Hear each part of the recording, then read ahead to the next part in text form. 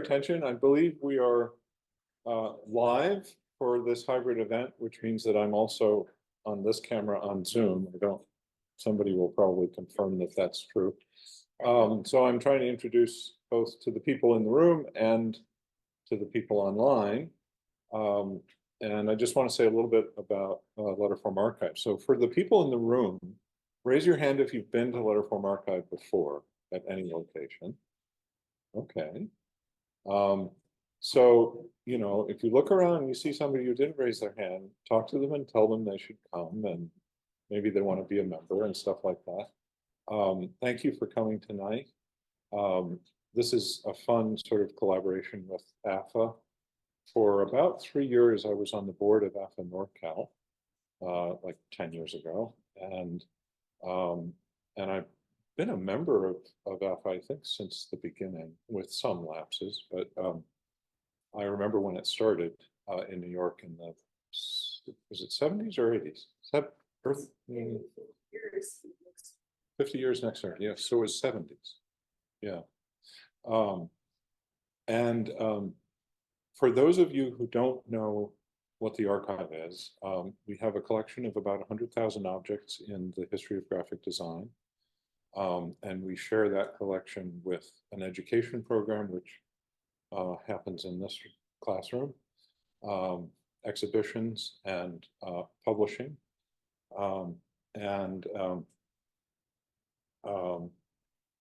Yeah, that's about all I have to say. For those of you that are in the room, some examples of the books we published are on the window seat in the back there. I encourage you to look at them on the way out, and also take a copy of our latest newsletter thingy and gift catalog. It's the season. And then if you're interested, we also have the specimen of our Type West program.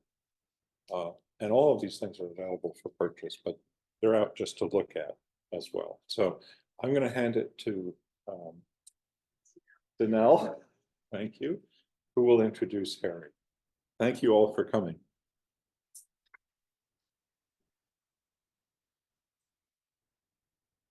Okay, I feel like I'm a little short over here, but so welcome everybody to the 2023 Lieberman lecture. And today we are honoring the contributions of printmaker and artist Harry Reese. As you all know, this is a hybrid event, so we have about 90 people that have registered for the Zoom, and they're from all over the country. Many people on the East Coast who obviously would like to be getting ready for bed right now. My name is Danelle Moon, and I am the current Vice President of Programs for AFA. And we are very graciously thankful for the relationship that we've been able to connect with Letterform and be able to have this wonderful location to be able to present this lecture. It is also deeply my honor and my privilege to welcome and to announce Harry's presentation here. Harry Reese is a colleague of mine at UC Santa Barbara. He's been a great mentor to me as a curator and a librarian, and also as a printmaker. And so I count him as my friend and my colleague, but also one of the extraordinary printers of his generation. Harry has long served the University of California, Santa Barbara as an art professor and within the College of Creative Studies. And for some of those of you who don't know what that relates to, the College of Creative Studies is an undergraduate program for applied arts and sciences, but specifically his role was in the formation of the Book Arts program, which provides undergraduate students educational opportunities that are very rare to come by today in higher education, and specifically in an undergraduate program. Harry has been teaching printing, printmaking, book arts, and media ecology classes at UCSB from 1978 until his retirement just a few years back in 2018. He actually is an undergraduate student and graduate of UCSB. I think it was 1968, if I'm not correct about that. Before he went off to Brown and then came back to UC Santa Barbara. Some things that you should know about Harry is that he's also had this long 5-year decade relationship and partnership with Sandra Liddell Reese, and the two of them have been very prolific in terms of the work that they have done together, not only with the work that they're doing independently, but also with all the collaborative work that they do with poets and writers and other printmakers and designers, and specifically through the work that's part of their imprints. One is Turkey Press, and the other is the Edition Reese imprints. And so what I wanted you to, before I have Harry come up here, I just wanted to first of all thank Harry for all of his contributions to the history of printing internationally and in the United States.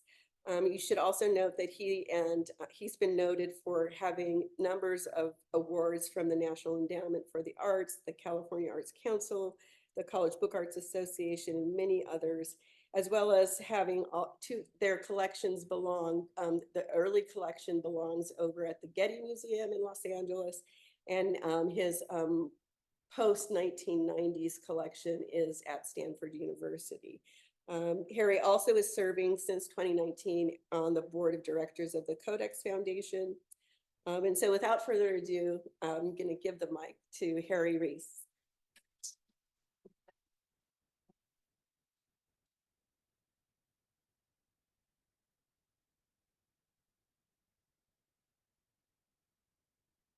Well, I'm going to have to double my thanks here because I'm very happy to be with you all tonight. I want to express my deepest thanks to AFA and to Danielle Moon in particular for inviting me to talk about and show the work that Sandra and I have produced over the last 5 years. I also extend my sincere thanks to the Letterform Archive, its staff, especially Rob and Priscilla, for serving as a welcoming host for this hybrid event tonight and for the warm reception they provided.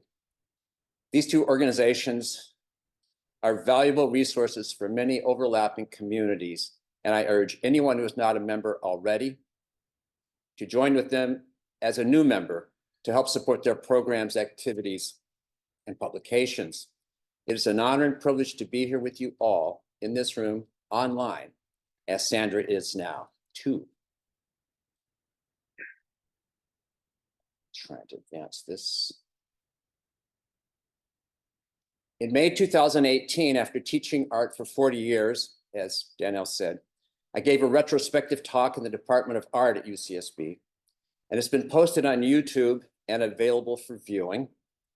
It includes personal and bibliographical details about our work and lives. I'm unable to address all of those issues now, but these inexpensive recordings, more or less, and online posting options open many paths for current book artists that simply were not there long ago. And we had some growing pains involved in getting there, but it's not a big surprise that we have a wonderful resource. I met Sandra Liddell in San Francisco on my birthday in 1975, exactly a year after I formed Turkey Press. In 1977, we moved to Isla Vista, adjacent to UC Santa Barbara. We were married on a Saturday, bought a house, that's the house, the following Monday, and made a commitment to live and work together as friends, business partners, and artistic collaborators. Since then, each of us has specialized in one aspect of the work from project to project, but we understand that nothing we have achieved or accomplished personally or together would have been the same without the other person. We invite you to experience small slices of our life through prints, books, and related work we've generated from the studios that you'll be seeing and the university adjacent to us. Ever since we moved into that place, nearly every part of it has been under constant revision. Like all websites, our stories and our recollection of them seem to be under constant revision too. Sandra asked me to read this short passage about her own background, since I'm going to be talking so much about myself here. Before the work she began as a designer, printer, and binder, she says, and I quote, "Have only those things in your house that you know to be useful, or believed to be beautiful. This slightly altered quote from William Morris has a continuing effect on my working environment and visual aesthetic. Each of us absorbs, interprets, and reinvests what it has come before us in different ways. Little did I know that teaching physical science and art to sixth graders in Colorado would be my stepping stone to the rigors of making books as an art form. Attention to detail, repetition, physical stamina, and a longing for tactility. She also expressed her debt, as I do, to the special collections departments in libraries and archives, ones that we've seen around the country and around the world, for the opportunity they afford to study the inventive work done in this century and in centuries past, to enclose, preserve, and expand the textual and visual language of culture. The culture of the book is our past, but it is also our future. Sandra and I attended the inaugural Lieberman lecture at Mills College in 1986. We met Claire in 1985 when she visited UCSB and stayed with us in Isla Vista.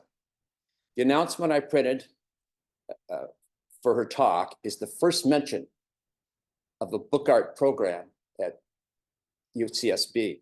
It's in small. It's not capitalized, it's very small, minute. Claire offered practical advice and inspirational encouragement to us. We especially appreciated the diagram she drew of a stacked drawing system for papermaking, and you'll understand why in a few minutes, which we constructed and used ever since. Claire's generous visit with us back then brings to mind how greatly privileged we have been to have influential and remarkable people at all stages of their education, development, and accomplishment enter into the oasis of our Isla Vista home and studio, and the classroom studios, galleries, and collections of nearby UC Santa Barbara. Despite how we think or talk about what we have done, what has been unchanging from my earliest imaginings about starting a press up to now has been the humbling apprehension that no one ever walks alone along the path of creativity. From one point of view, this talk begins and ends in Isla Vista. But if you were visiting us at home, I might say that everything we now do and have done begins with poetry. Poetry literally surrounds us on our bookshelves and its memorable lines in our heads. In his poem, The Sea Gazer, which we have published in 3 different formats over 30 years, and a good place to start, Michael Hannon writes, "After an hour, the room is changed, not so much by light, it's by the entrance and dismissal of thought." This view serves as the splash page for our always changing website. Printing is its own historian, and books provide their own bibliographic mapping. Although most people hope their work will speak for itself, it never does, unless that condition is built into it. In the world's language, books and prints do not talk. They are as inarticulate as painting and sculptures, but they do show. Our work has been called small press, third stream, fine printing, artist books, fine arts press, book art, and more. And at times, each may have been right, depending upon who was talking and which books or book they were describing. As a matter of convenience, I've organized my slides and comments in various subheadings that show how our life has evolved with printing at its core. I attended Brown University from 1973 to 1975. I studied and taught poetry, learned the rudiments of letterpress printing and design, began to publish modest books of poetry in limited editions, and received an MFA in creative writing. Recommended by my teachers Edwin Honig and Keith Waldrop, I went to the John Hay Library every day and asked to see books. Finally, the staff gave me permission to browse and examine almost any book I wanted, to see, to touch, and to see and touch again in their 20th century poetry collection. I worked closely and met often with Keith Waldrop, who just passed away this last year. Keith was a poet, a very remarkable poet, as well as a printer and publisher, along with his wife, Rosemary. Their Burning Deck imprint is one that you all should know about. And Rosemary is a wonderful poet too. Familiar with the collection in the John Hay Library and the Waldrop's highly developed collection at home, I convened an independent study with Keith, which I studied what I called independent private presses from 1900 to the present. This was in 1974. Viewing those books and imagining a future with them changed my life. Although I did not know it in October 1974, the founding of my press was probably the most critical, aesthetic, as well as professionally, the most meaningful decision I ever made. Edwin Honig was a poet, translator, and author of fiction, plays, and literary criticism.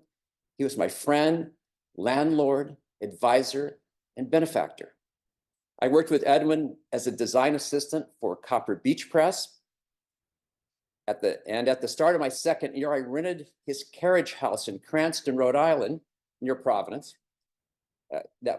And I moved in there with my friend David Cooper. It had an unheated attached garage, and that's where I started Turkey Press.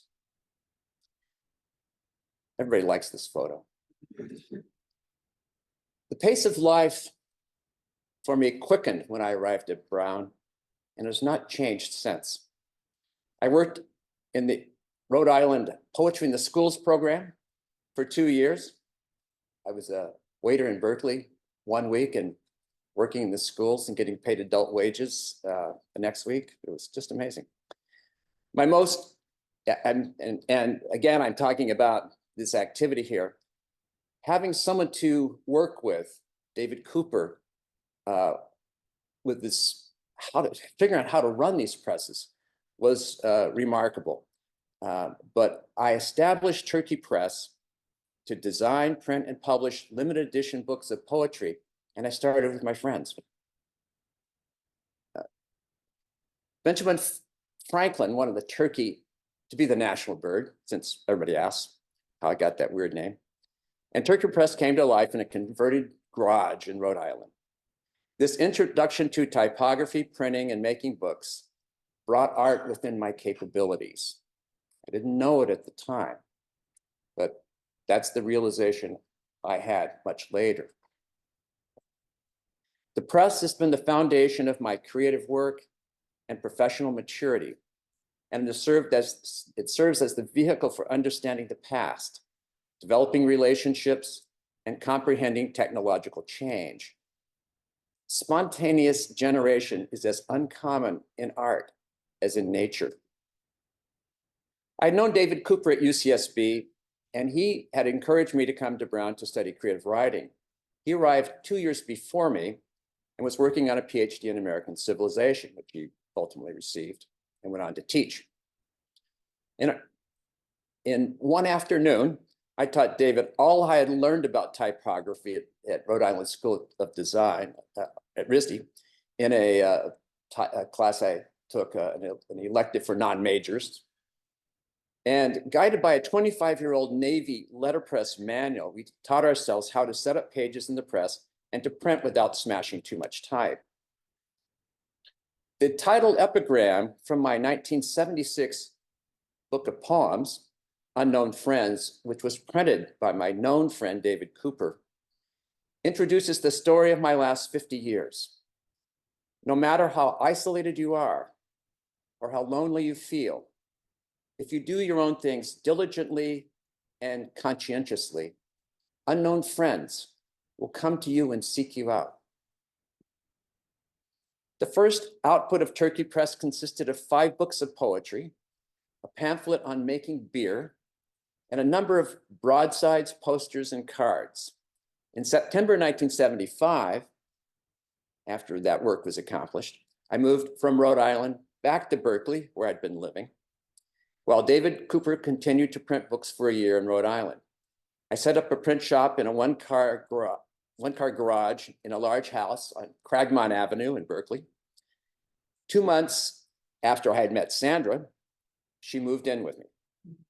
After printing 3 books and a lot of ephemera, having no luck teaching in the schools, as I did in Rhode Island for 2 years, Sandra and I decided to move to a smaller community, but not before we received incredibly good news from the National Endowment for the Arts.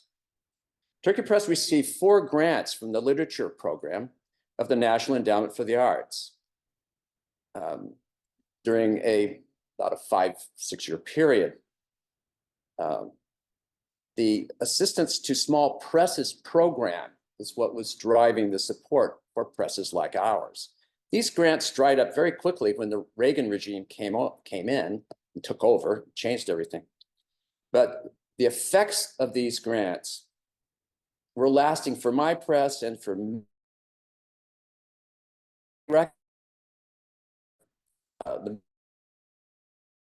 and instrumental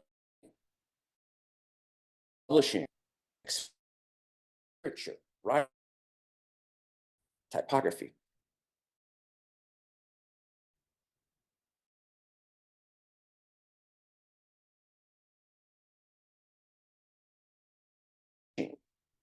Of finally made literary books across the country for at least the next 2 decades.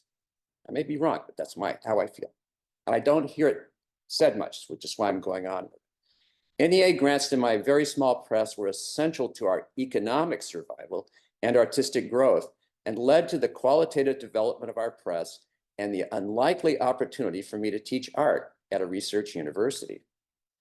We often say that Turkey Press started small and got smaller. NEA support allowed that transition to occur. Lose my place here. And my teaching at UC Santa Barbara in the next 4 decades allowed it to continue. We had an incentive to increase the production value of our books at home, make fewer copies with higher production values while keeping our overhead low. To make books of this kind, we needed to learn more skills and dedicate ourselves to a lifelong apprenticeship to making books by hand. But what we needed more than anything else was a special place to do it. And for us, Isla Vista proved to be that place. I'm going to talk about a few people that you might not have heard about, but they were very important unknown friends for me and for Sandra. Edna Beck served as the conservator for a woman who was seriously ill and incapacitated, but owned several houses in Isla Vista. Through a series of miraculous turns and stealthy moves by Sandra, which included Edna Beck looking at the first 2 years' output of Turkey Press, Mrs. Beck decided to sell us this house. She needed to sell one to pay for her friend's expenses, but it was relatively minimal, so we got a real bargain on the place. And saw our books, and she said, well, that we probably would benefit from a low mortgage payment, which was all right with her as long as the loan was paid off or refinanced within the next 10 years. This next person I'm listing is Jean Mudrick. Jean was the wife of the provost of the College of Creative Studies, Marvin Mudrick, who was a well-known figure in literary circles and on the campus. And I went to see him to see if I could teach creative writing, and he sent me a form letter saying no. But before that, I showed books to some of the art faculty. And the day before classes opened in the spring of '78, I get a phone call from Mudrick's office asking if I wanted to teach that book class. And I said, what book class? And he said, well, just, I don't care what you call it, anything you want. Just don't call it bookmaking. That sounds too much like Las Vegas. And so I said, okay. And so I said, sure, I'll do it. And I went home and I said, I'll call this the art of the book. And in my first class was Jean Mudrick, the wife of the provost. And I found out that she wanted to learn how to make a book. And I kept coming back to teach for the next few quarters, and she was in my class. And I was thinking, this is too symmetrical. And I didn't know what to do. But teaching had such a profound effect on me and on everything else I did, I imagine, because I was in an art department. I'd never been in an art department before. And so here, this was a surprise. So I tried to respond to it the way anyone would.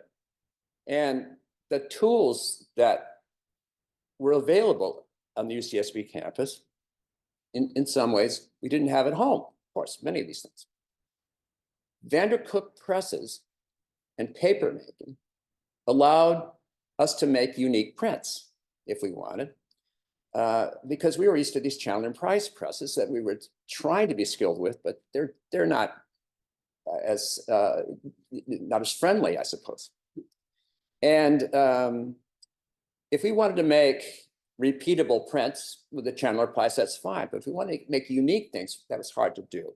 So a hallmark of what we began to do was seeing what the Vandercook could deliver to us. I purchased a Vandercook in Santa Barbara in 1981. And I've been teaching for several years, just using the press on campus. And finally, we got that rolling and began issuing our books at home. I came to think of the Vandercook not simply as an ink delivery system, but more as a paintbrush, even lighter at times than the legendary letterpress Kiss. I like to think of myself as an operationalist. Instead of describing books by the self-professed identity of the maker, a more useful way for me is about thinking about our work in these overlapping phases in which we've made them, based on ways of approaching the work. First, there are what we call manuscript books, working closely with poets and writers. And what illustrative features they had were usually found on the covers and title pages. Materials and processes were very important in all of our work. But in the period after I began teaching, making paper and using the Vandercook led into what some, but not everybody, calls contemporary art. The main campus of the UC Santa Barbara is to the right of this, of a line of eucalyptus trees here that separates it from the unincorporated community of Isla Vista. And this job that I had it part-time in the College of Creative Studies, I continued there no more than half-time for 15 years. The experience of learning to make art while teaching it to students over all this period of time, because I still think of myself as still learning, that's always humbled and inspired me. By some uncalculable factor, I was offered a tenure-track appointment in UCSB's Department of Art in 1993 and continued my concurrent service, as Danielle said, in CCS until I retired. Handmade paper is this field that I fell into in part because there was an opportunity to make the paper on the campus.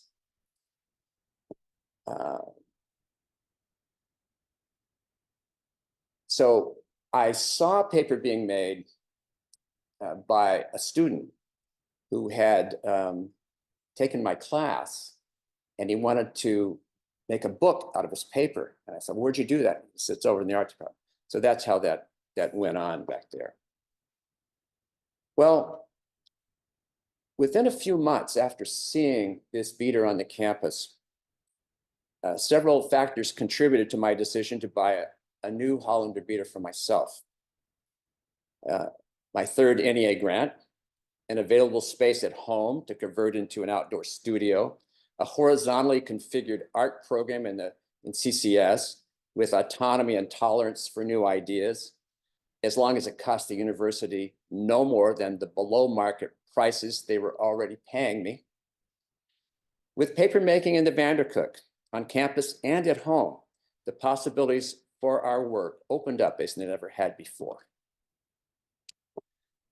A graduate of the University of Iowa's writers program, the famous one there in Iowa, David Roberts audited many of the classes I taught during the first 3 years I worked at UCSB. He was attending one of those when my student blurted out that he wanted to make a book on this paper. So in addition to using the 5-gallon bucket in the previous slide, we did all sorts of things and finally graduated to blenders, which we bought at thrift shops, garage sales, and in the weekly swap meet. At one time, we had 6 of them lined up on a table. By the time all were tested, I had to use sticks on my hands for punching them on and off to avoid the sparks that flew when we turned on a very wet blender. When I received my 3rd grant from the NEA, I used the cash flow to buy a new Valley 1.5-pound laboratory beater. They made 12 of them that year. I've worked and been paid accordingly on almost every financial scale the University of California offers, from the lowest below scale for adjuncts to the highest above scale for full professors. Forgive me when I'm patting myself here on the back. But one rule has always been dominant: do whatever you want as long as you pay for it, even if you're at the bottom of the ladder. Within a year of purchasing the beater, I was teaching papermaking at my home studio for the College of Creative Studies. Teaching always helped our work at home. It's often said that teachers learn from their students, and sometimes they do. Since I had such minimal training in studio art, teaching was always an important learning experience for me, if only because I learned so much for the students. I learned from our friend John Babcock, a very good paper maker, great person. John said our paper was immediately recognizable to him because of the way we dried it on tables, on felts in my outdoor studio. We weighed down the felts with printer's leads and slugs. See, they were worth something somewhere else. There was no rust on these felts, but considerable weight, so it held the felts in place, held the paper and the felts dry. And having read Dart Hunter, I called it my California Chinese method of drying paper. You can see these felts and my process. In Berkeley, before moving down to IB, Sandra and I had started a business, one of many, didn't last too long, making reusable coffee filters. We printed the labels here that you can see, using Gaudi 30 type if you look closely in some of it. We thought we might make a fortune, and we're led to believe that by some. Instead, the business owned us. And finally, we moved to Isla Vista and had to let it go, but not before we saved almost all of our scraps of unbleached cotton muslin. I began the press because of relationships. And as I learned more about papermaking, it seemed reasonable to print a book of poems by David Roberts, adapting a style that allowed for each cover to be unique, but also to have a family resemblance of color and form to the others. I pulled a sheet of light burnt umber paper, ripped out a handful of wet pulp from one horizontal end to the other, and filled that gap with iron oxide mixture. It overlapped the inside and was just, the outside was very beautiful in my point of view. Each unique pulp painting followed the design motif we used for the title page and interior illustration.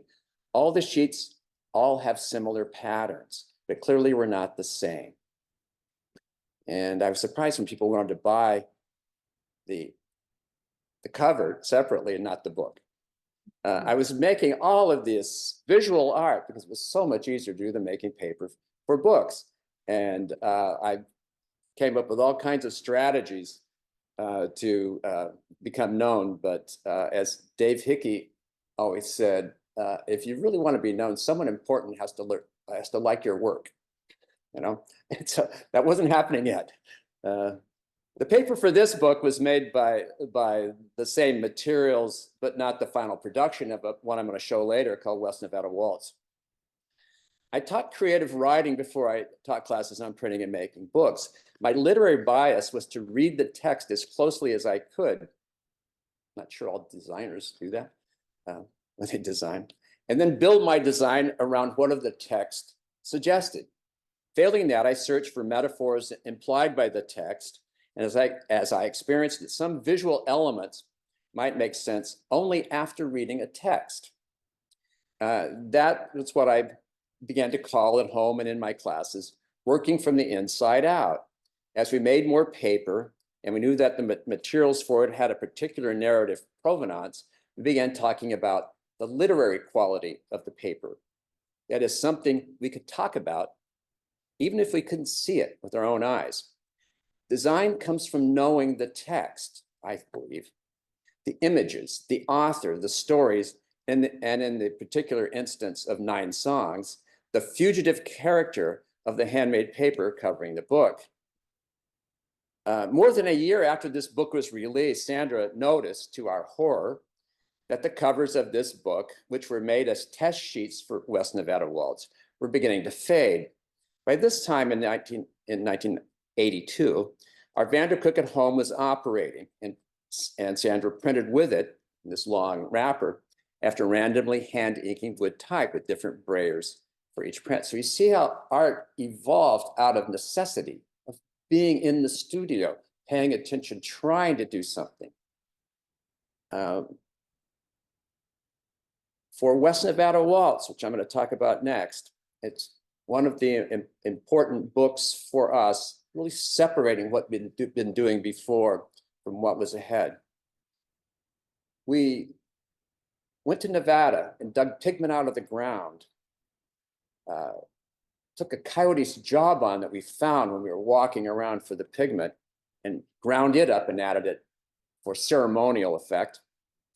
And the governor's office, which was actually behind this project for some complex reasons, went around Nevada looking for worn out flags to give us for this book.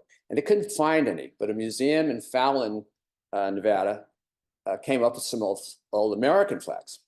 And so they gave it to us to turn it into pulp with the blessing of the Arts Council and the governor's office. And we thought, this is really strange. We're desecrating the flag. But I turned those flags and some other significant materials that we talk about in the book or list in there. And I doubled or quadrupled, I guess, my knowledge and experience of paper making. After making 2 trial batches, I showed the paper to the poet, Kirk Robertson, who was living in Nevada. Asked him what he thought, and he said, "It's purple." "Yes, it is," I said. "That's what you get when you mix red, white, and blue together." He said, "But it's purple, and I don't like purple." So I took out a jar of yellow oxide pigment that I had around, added a teaspoon to a sample vat, pulled the sheet, cooched it, and the paper was no longer purple, but this gray with tiny threads in it. And so there are these ways in which things happen sometimes aren't by my design, but out of necessity, by being able to talk to the correspondent, the poet, the artist, and make changes as needed.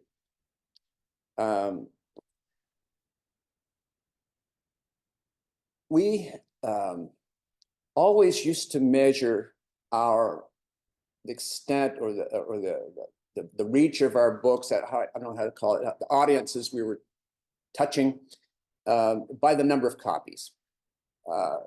Letterpress printing with Chandler and Price Press is designed in some ways to be a job press, to crank out copies.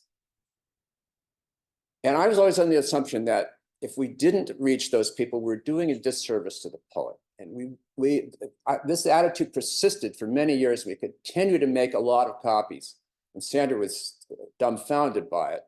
But I had this strong connection with the poets, and I wanted to make copies. But West Nevada Waltz was different. the experience of making West Nevada waltz just turned all of those assumptions upside down. And I'll explain a little bit more of that. As insignificant as others might think,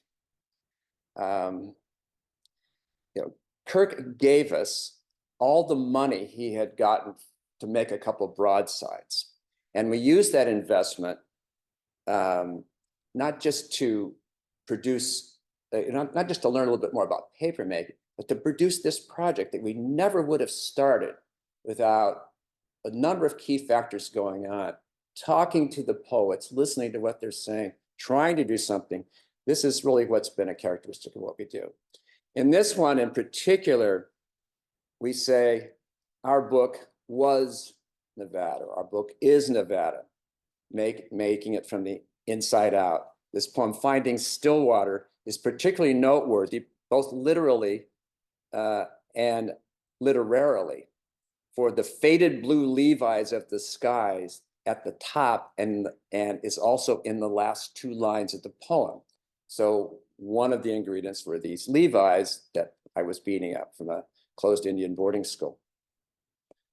When the project was finished, we mounted, framed, and donated one of these suites to the Sierra Nevada Museum of Art in Reno, now the Nevada Museum of Art, which had its own exhibition before loaning it to at least 6 other public venues in Nevada and Northern California, including the Governor's Mansion in Carson City. Kirk won the Governor's Award for Literature in Nevada that year, 81, 82. West Nevada Waltz was his only book that year. So in addition to the venues in Nevada and California where it appeared, it's one of the most exhibited, photographed, and talked about projects we've ever made. To contain and protect West Nevada Waltz's loose sheets, Sandra took a 2-day workshop in Los Angeles from Chuck Collins and Frank Buxton.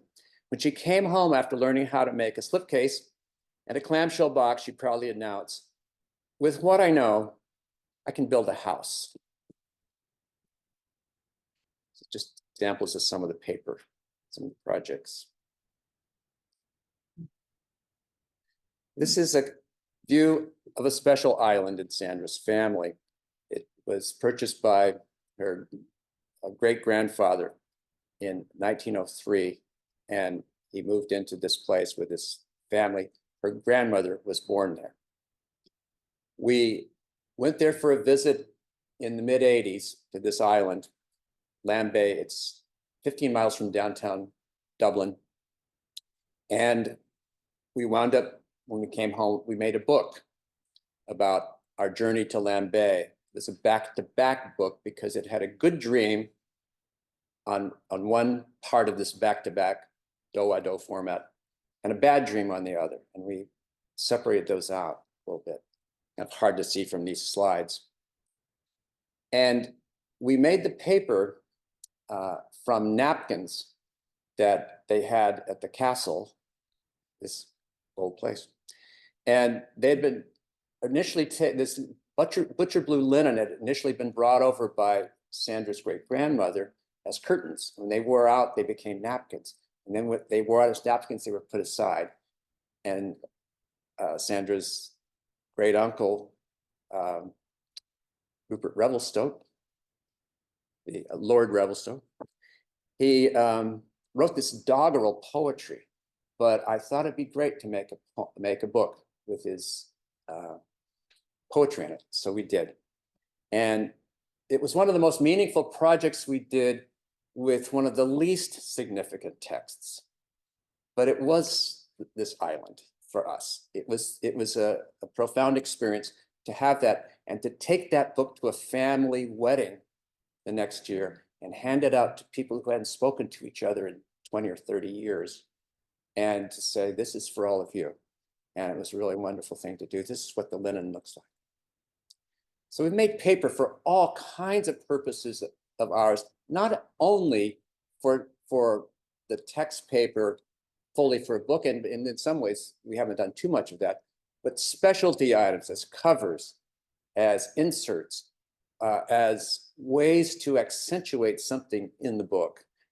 We contributed to the Codex Foundation's portfolio, Words on the Edge. It was part of their interest in dealing with how so much had been extracted out of the planet.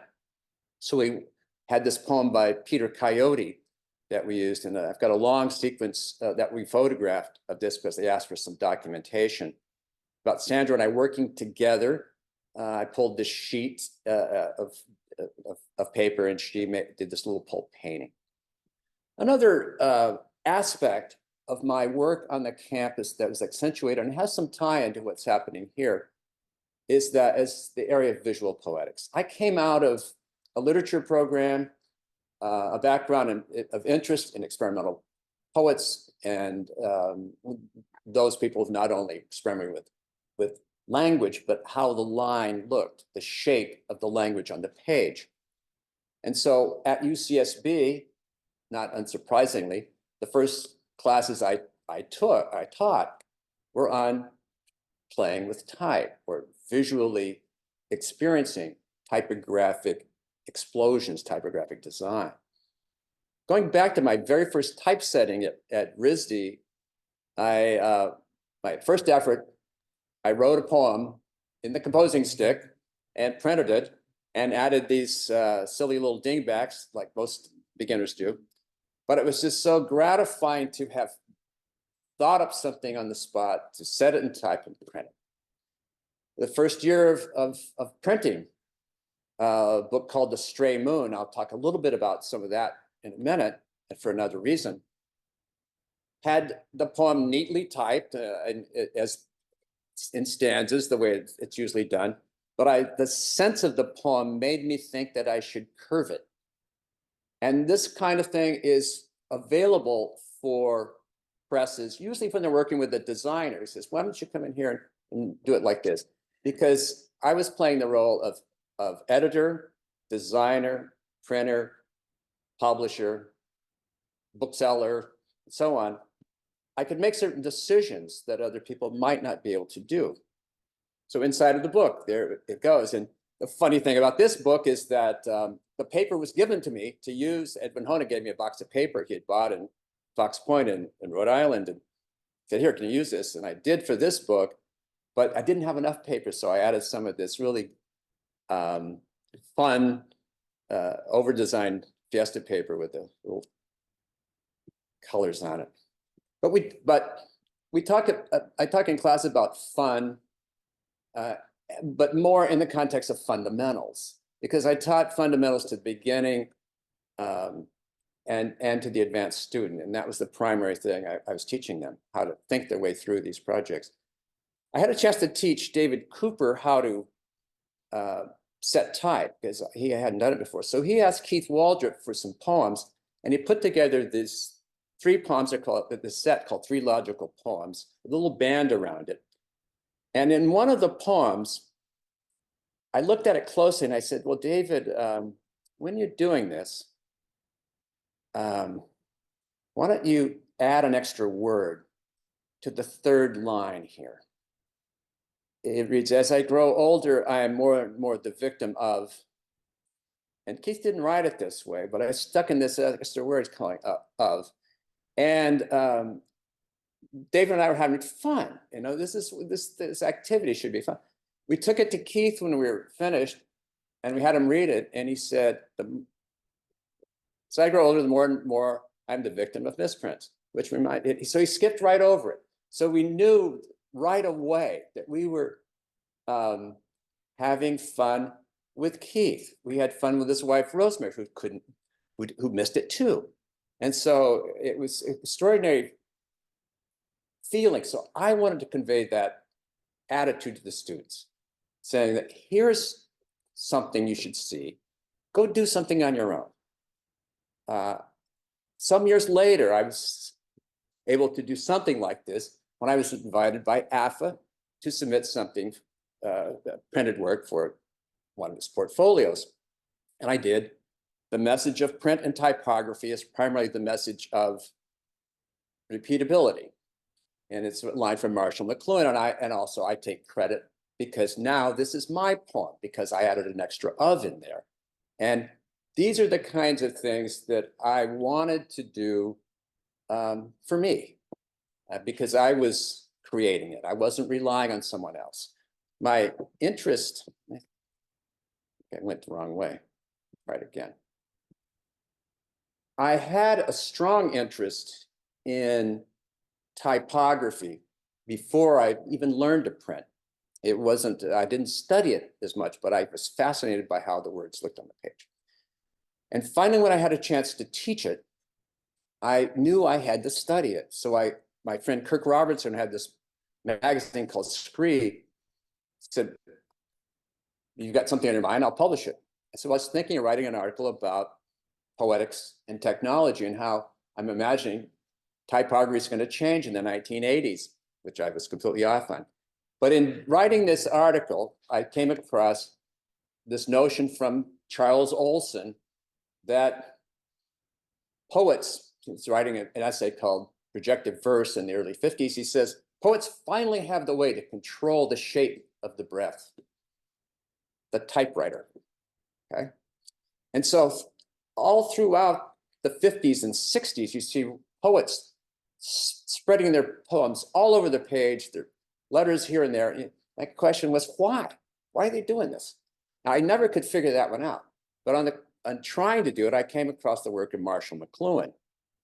The main thing I did in that article was to say, poets use typography. And I thought that was an interesting comment. But other people thought, well, I wasn't doing my job. My interest in McLuhan provides the motive for this talk today, although I've completely elaborated all this. I won't go into too much more about McLuhan, but he was a positive influence on my way of thinking personally, but also helped me to navigate teaching. The class I taught called From Gutenberg to the Gallery allowed me to study in ways that I never had before. And so I'm completely thrilled by that. I'm sorry, it just went the wrong way. All right. I want to talk about some of these known friends. Michael Hannon, my favorite poet. I've read from some of this work of his already. We've published many of his works, and I will be reading some more again. David Ossman, founding member of the Firesign Theater, wonderful person to be around. We did many projects with David. He came to me with a manuscript and said, I'd like you to consider this manuscript. It had all these different parts to it. And we made 4 self-contained books and a couple of broadsides and a deck of cards disguised as a book. And he said, I told him I wanted to do that. And he said, that's a great idea. Let's try another project first before you do my work. And that was doing a book with the Firesign Theater. So we had a wonderful time working with David, looking at all this material, listening to records. I think we're all bozos on this bus. And let me just back up for a second here. There was an incident I want to say, it was really important. I put on a poetry reading with David Ossman and the poet Tom Clark. And I figured we'd have a lot of people, but we had very poor turnout. And I apologized to David, and he said, don't do that. One saying they had with the Firesign Theater is that whenever you go on stage, don't count the house. Give your best job if there are 5 people or 500.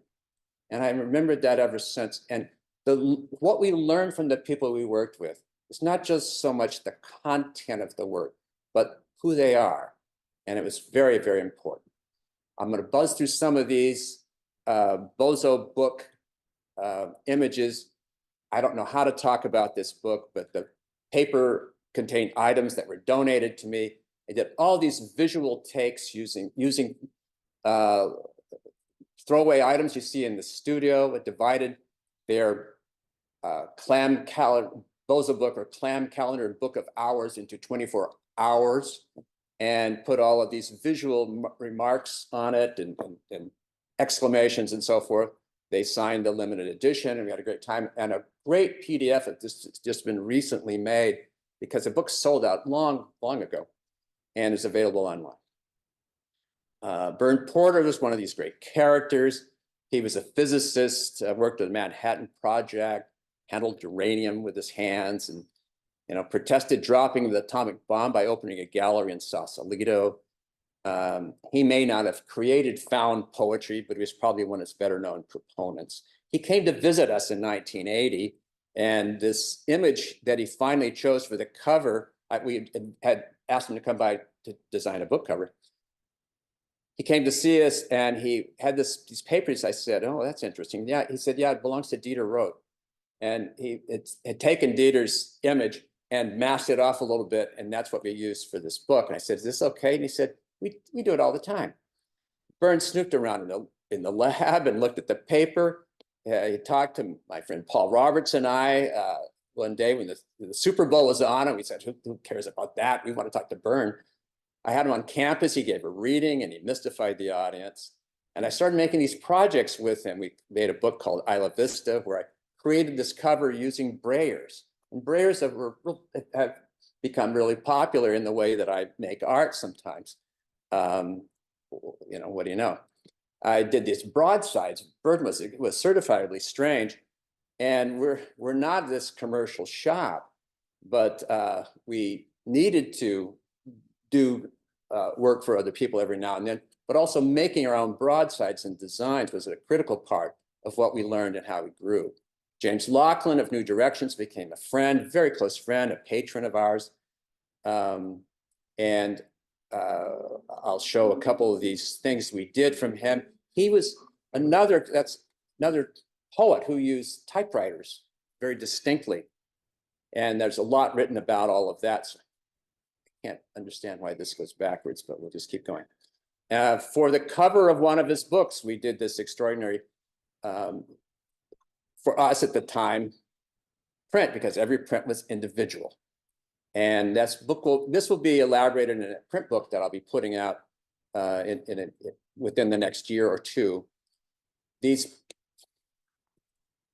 poems were part of a group called Stolen and Contaminated Poems. And Jay Laughlin was taking poems that he had read for a long period of time. And he also, I was working with him as his editor, and he included what he called not notes, which actually were notes about everything.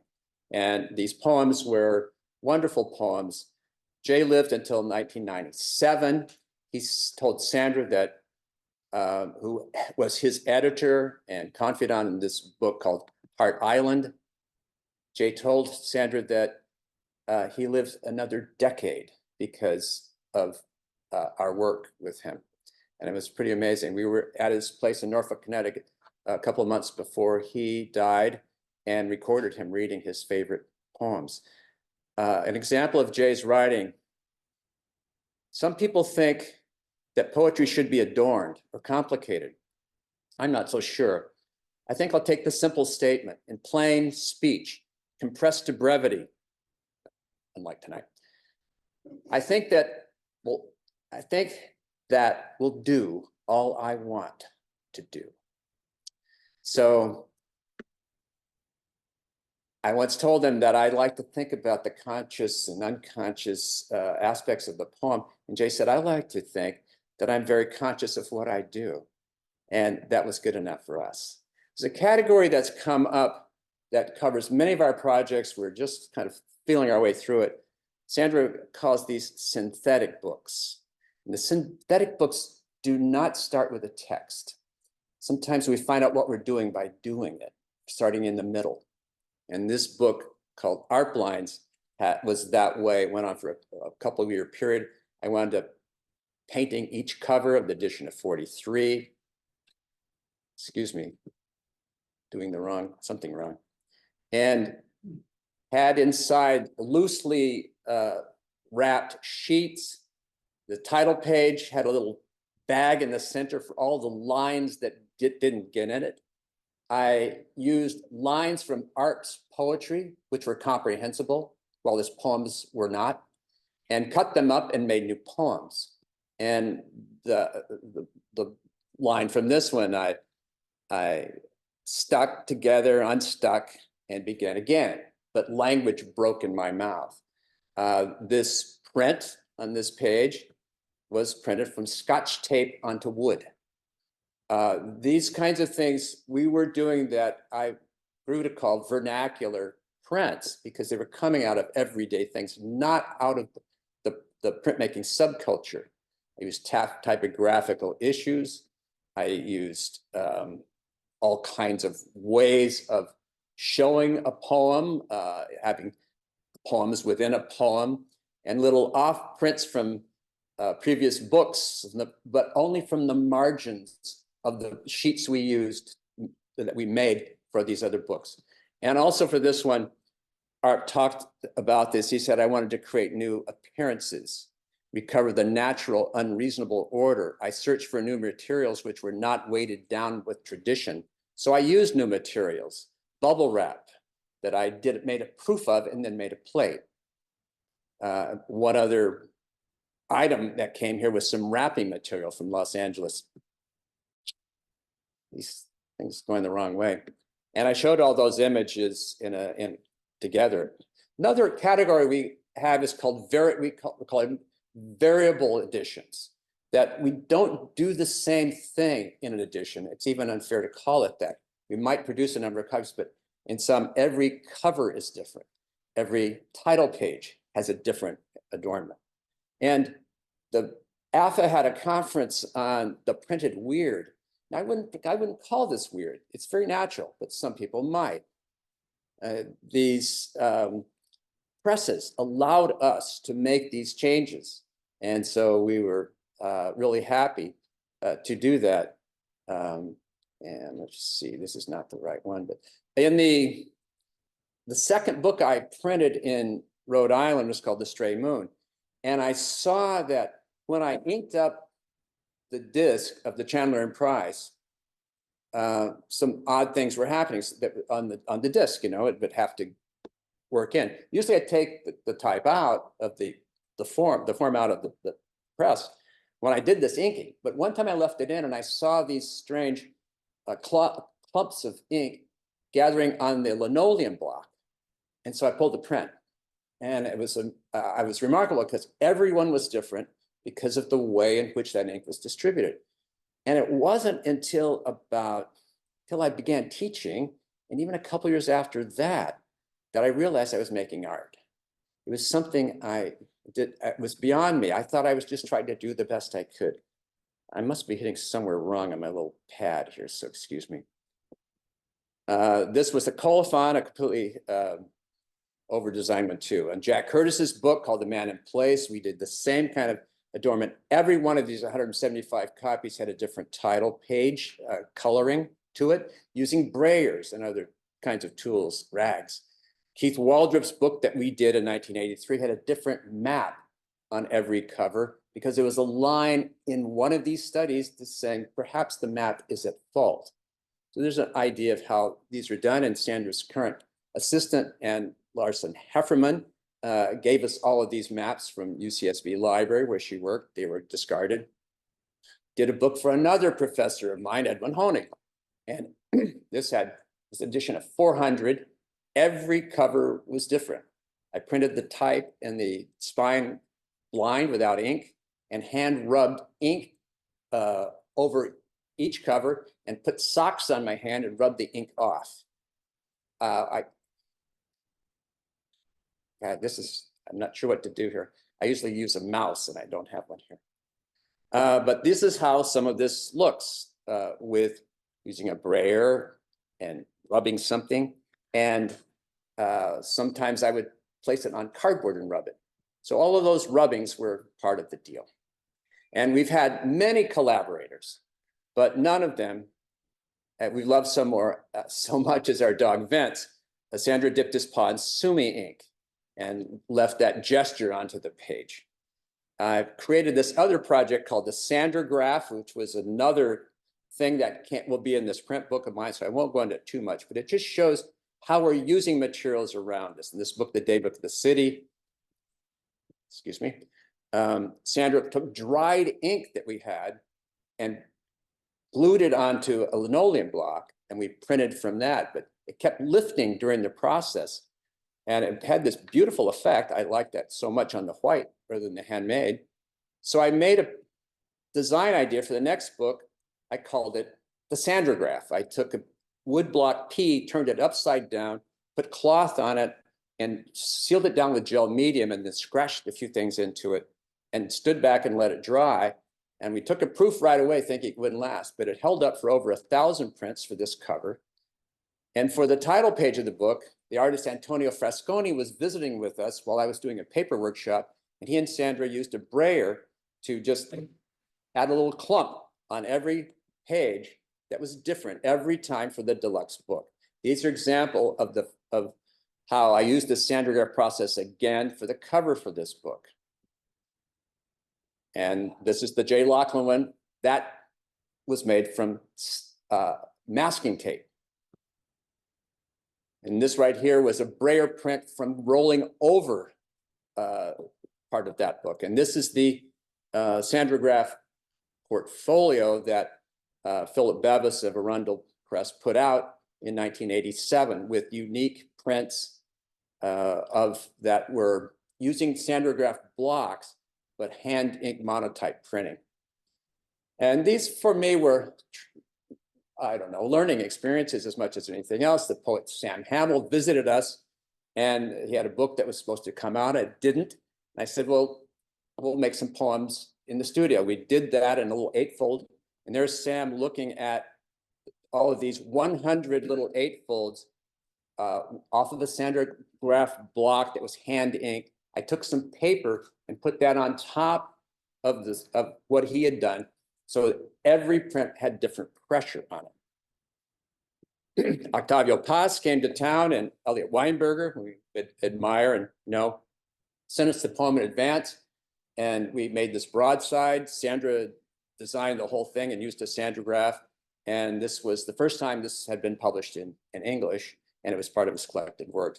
And we have many occasions of doing pressure prints. So we tried all of these different things, and this is an example of a unique one. All of these books as exhibition were, the exhibition itself turned out to be a major part of our thinking, but it took us about 10 years to get rolling with them. We made this book, 5 meters of poems. It's a translation of a Peruvian poet's work. I did the design for the cover with my handmade paper. And this one folds out 5 meters long. It has Antonio Frasconi's images in it. And this book showed up in many artist book shows. They were just starting to happen in the mid-'80s. And we had a natural candidate. We did not make it to exhibit, but it was perfect for it. A close-up of this page, Time is Money, in there gave another opportunity where I started photographing the type. I called them phototypes.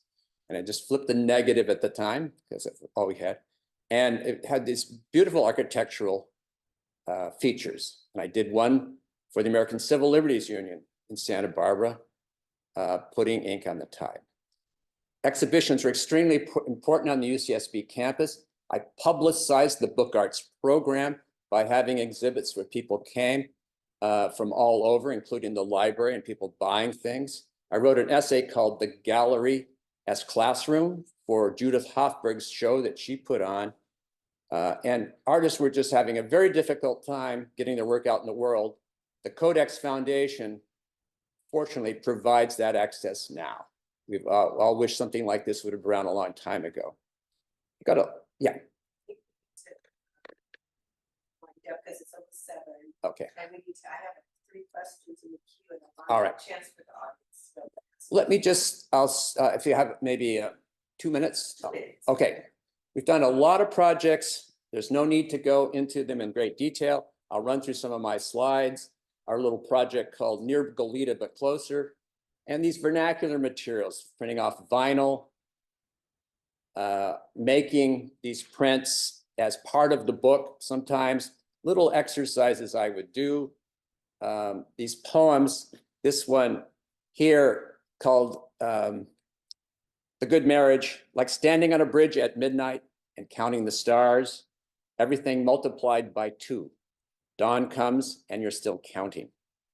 So that was printed off these weird vinyl. This right here was a project I printed for Ann Hamilton.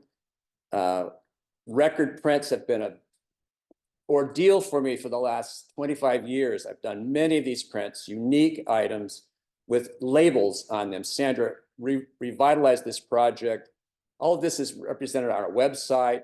I talked about it in various other places, and it will be in my new print book.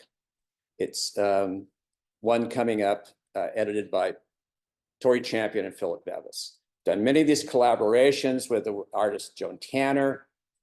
We've worked with many people, students and distinguished people. Our studio here keeps changing all the time. I worked with these undergraduates in this book called Grasshopper that Charles Hobson kindly brought his copy here today. It's a wonderful book and you'll have a chance to see it. I worked with my friend Judd Fine on a public outdoor project in Los Angeles. This is one that's available for viewing in Los Angeles still, where I helped place text on these steps, risers, as you go back into the library. I will skip ahead. This Michael Hannon book here, The Sea Gazer, is available for viewing on our website. We have a link to all of these images to show the process of how this was made from these various papers.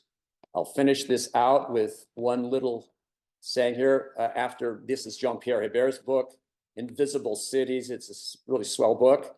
There's the way the type looks because we did all kinds of changes on this too. Anyone who wants a copy of this can come and talk to me and I'll send you the detailed information, at least of the images.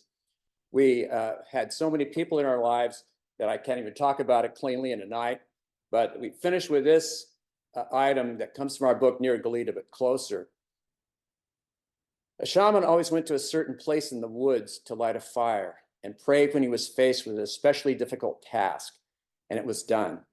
His successor went to that same place and said, the fire we can no longer light, but we can still say the prayer. And what he asked was done too. Another generation passed. An old man went to the woods and said, the fire we can no longer light, the prayer we no longer remember. All we know is the place in the woods, and that will have to be enough. And it was enough. In the 4th generation, a poet stayed at home and said, the fire we no longer light, the prayer we no longer know, nor do we know the place. All we can do is tell the story. And that too proves sufficient. Thanks.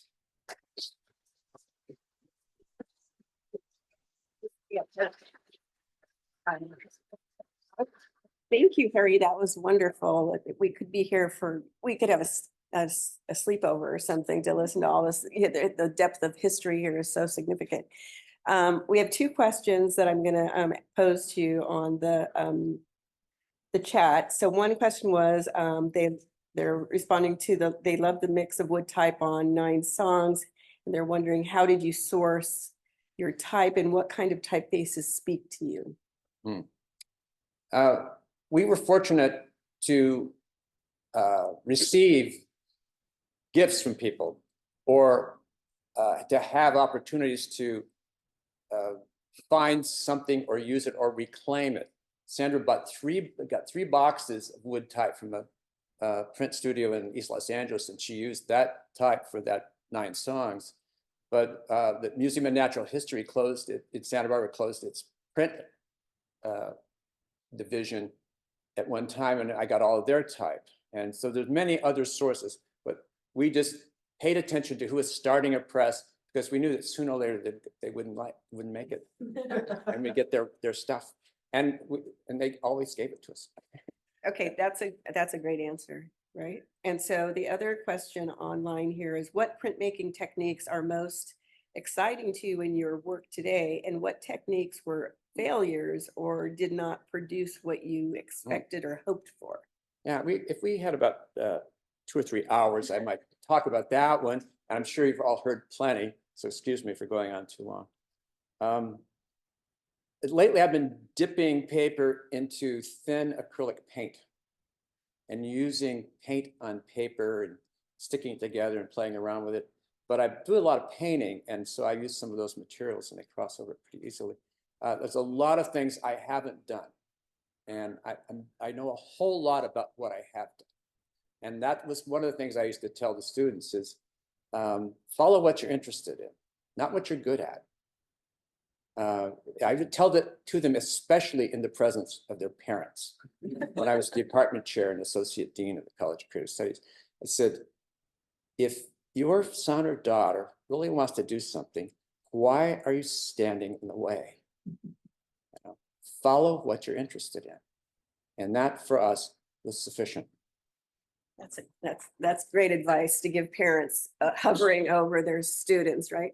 So one person did ask a follow-up question about trying to understand the naming of turkey press. Well, Benjamin Franklin wanted the turkey to be the national bird. So I tried to lay that in, partly why I didn't get to all these books, because everybody asked that question. But I would usually answer it depending on who was asking. The poet Robert Penske, I designed his first book that never happened. And I got to know him before he became Robert Penske, I suppose. And he said when we were having lunch, I was having lunch with him and Ed McLuhan at the faculty club at Brown.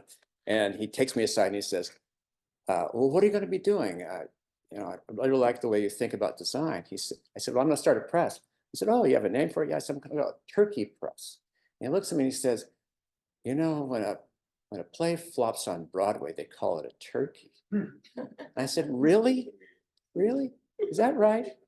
Thank you. And I went ahead and called it Turkey Press. I was even more emphatic about it after that. I liked him and admire him, but I didn't want to do what he wanted me to do. I always figured out I was the one who should decide. Great answer. So do we have any questions in the audience that you want to pose to Harry? Yes, English is not my first language, and I saw you use the word letterpress as a verb. And we have a discussion about this all the time. I refuse to call it the word letterpress. I would say it was printed letterpress. Yeah. Am I allowed to use the verb finally? I generally think you can do whatever you want. Well, Yeah. And I get a lot of noise. no, my feeling is, and I've said this before, Sandra didn't want me to say it, but the painter Ed Reinhardt is noted for an expression. He said, artist disease is a hardening of the categories. And McLuhan also had another one that said the user is the content. And so any word you want to use for whatever reason you're using it may hold up. I'm not going to challenge it unless I'm secretly saying, what a fool, you know, but no, I think the way that language is used is important. And the way we hear it is important. And the way we continue to talk about it. If you have a dialogue, you'll work it out. If it's a one-way street and you're going the wrong way for somebody, there's going to be a problem. I should quote you as the authority. I sure hope not. But just to clarify, the question that came in from the audience was about the use of letterpress as a verb and whether or not that was okay to use it as a verb, depending on what audience you're coming from or art framework, right? Yeah. Okay. Yeah. Any more questions? Yes. As earlier in this talk, we were talking about making animated paper. You mentioned something about the literary quality of paper. And I was wondering if you could say more about that. You know, what kind of paper, what kind of text, or that's what you're saying. Okay. The question was for me to elaborate on what literary quality of paper means to me. And the way I started using that was when we had special items given to us, like the Firesign Theater donating their yellow or their orange pot holder for the cover of the Bozo book. And I knew some of these materials, their tie-dye shirt that turned everything purple. these things that could not be known by any viewer of it, I referred to as the literary quality. It wasn't the visual quality. It was something that needed to be, that had to be discursive. And so that's how it was in that context I was talking about it. I wasn't thinking that it was writing or composing, but more that it had to have some kind of literary explanation to it. That usually would be in a wall text or in a colophon page or something like that, or prospectus. Yeah. I'm sorry to keep you here so long, but Do we More can questions? also ask more questions afterwards, and you can enjoy a little bit of refreshments if you like. But Harry, thank you so much. This has been a wonderful talk. it's my pleasure, and Sandra's too. So Yes. thanks a lot.